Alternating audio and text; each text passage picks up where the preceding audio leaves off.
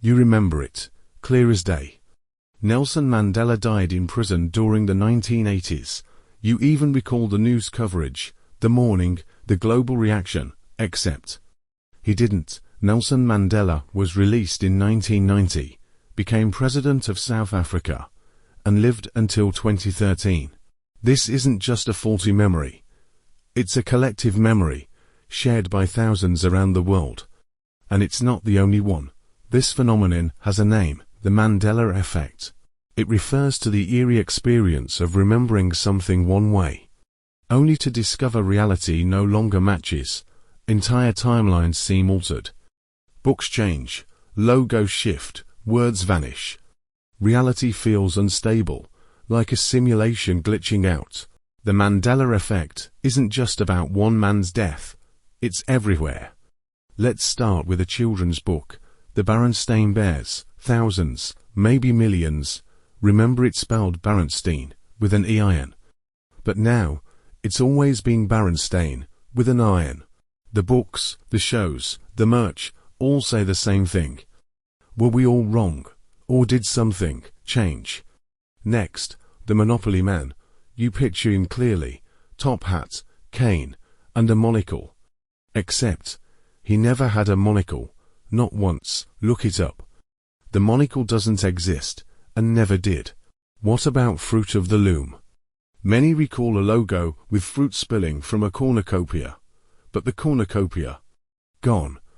It's not just missing, according to brand history. It was never there.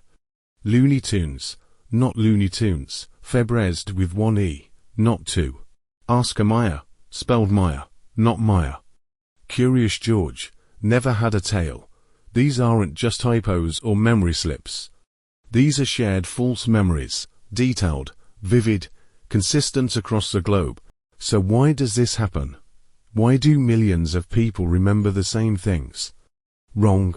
There are a few leading theories. The first, false memory. Psychologists say our brains fill in gaps, using patterns and expectations. If something should be spelled a certain way, like Febreze, we mentally correct it, and the incorrect version sticks. It's called confabulation, where we fill in the blanks with believable, but incorrect, details. But that doesn't explain the collective nature. Why are so many people misremembering the same things? That brings us to the second theory, parallel universes. According to this idea, the Mandela Effect is evidence that we're slipping between alternate realities. In one universe, Mandela died in prison. In another, he didn't. Somehow, our consciousness, or the timeline itself, shifted. The third theory, simulation glitches.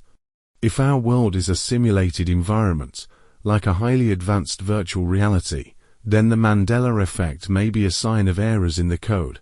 Objects, words, and events may get patched or rewritten, while some people retain traces of the previous version, like a save file from an older version of reality. And finally, there's CERN.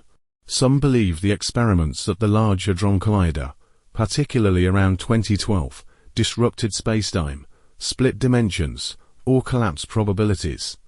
That appears often in Mandela Effect discussions, coincidence, or something more. Whether it's a simple misfire of memory, or a sign that our universe is more fragile than we thought.